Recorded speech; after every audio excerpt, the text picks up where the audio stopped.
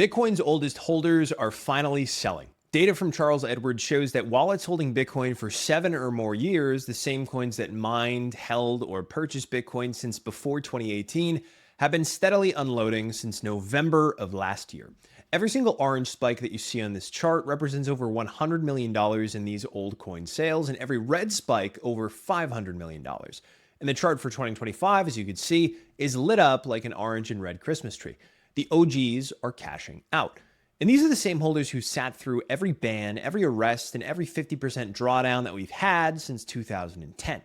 They've been told they were insane for 15 years, and now at $100,000, they've finally met the price at which they are comfortable selling the long-fabled $100,000. Galaxy Research estimates that over $104 billion in Bitcoin aged 5 years or older has moved in 2024 and 2025 combined. About 500,000 Bitcoin in long-term supply finally being distributed. That's an immense amount of sell-side liquidity for Bitcoin, and yet, year to date, Bitcoin's price has barely flinched. It's managed to effortlessly absorb that sell-side pressure and hold the line firmly at $100,000. It's important to note, however, that most of the coins that changed hands this year were not from these early holders. According to Check on Chain, about 1.91 million BTC came from wallets 2 or more years old, 844,000 BTC came from the 1 to 2 year cohort, and 1.9 billion BTC from coins last active just 6 to 12 months ago. This tells us that most Bitcoiners are not long-term holders, they're traders rotating in and out of the cycle. And it explains why Bitcoin is lagged behind other risk assets this year. While the S&P 500 and NASDAQ are up over 13% respectively, Bitcoin is up less than 8% since January 1st. But that is not the whole story. In any other cycle, this level of selling would have crushed the market. Instead, we're seeing something new: resilience and immense absorption. Bitcoin has bounced every single dip below $100,000. In fact, in June, it spent just 7 hours under $100,000.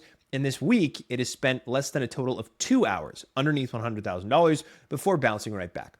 That tells you there's a deep structural bid underneath the market. ETF demand, corporate treasury buyers, and new sovereign entities, and individuals and institutional investors quietly soaking up every coin that old holders are unloading. Even as sentiment hits extreme fear, the market seems to be finally finding its floor. Bitcoin is now 20% off of its all-time high, which is the same zone where prior bull markets found their mid-cycle lows. If we're still in a bull market, and I think we are, we're near the local bottom. But if we're at the start of a bear market, look out down below. But here's why I don't think that's the case. We haven't seen a blow off top. There hasn't been any mania. We haven't seen any vertical parabola or retail hysteria. This cycle's defining feature has been absorption or redistribution of coins from the old guard to the new, rather than euphoria and then a steady climb higher. Selling has been met almost 1-for-1 with buying during each of these periods of consolidation, leading to an unusually flat price structure for nearly a year. In any prior cycle, a 20% drawdown alongside 500,000 old coins hitting the market would have meant disaster and the start of a bear market. Now it seems to be barely a flesh wound. JPMorgan also recently issued a $170,000 price target for Bitcoin within 6 to 12 months. Of course, take price targets with a grain of salt, but they're saying that perpetual futures deleveraging is complete and that Bitcoin remains undervalued relative to gold on a historical basis, which is something that I've spoken about before. And even more striking, despite the 20% drawdown, 99.5% of the assets in US spot Bitcoin ETFs have not sold. The selling is coming almost entirely from spot Bitcoin holders, those who've been holding for anywhere from 2 years to 10 years who want dollar liquidity, not from institutional allocators who are jumping ship. In fact, they are making up the buy side that's scooping up those coins happily at a discount. That's a total inversion of how Bitcoin used to function. The market structure of Bitcoin is fundamentally different today than it was just 2 years ago. Retail used to panic sell every single dip in the past, and we would have had a blow off top. But now the bid is stronger than ever, and institutions are holding through the volatility. This isn't 2017 or 2021 before, it's a different market structure entirely.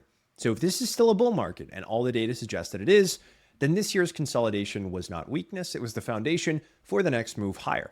As James Check says, consolidation builds floors, not ceilings. That's all for today's video. Thank you so much for watching. If you enjoyed, make sure to like and follow for more and reshare so more people can see this. And of course, check out Horizon. Now, Horizon lets you buy Bitcoin using your home's equity without taking on debt, new monthly payments, interest charges, or term limits.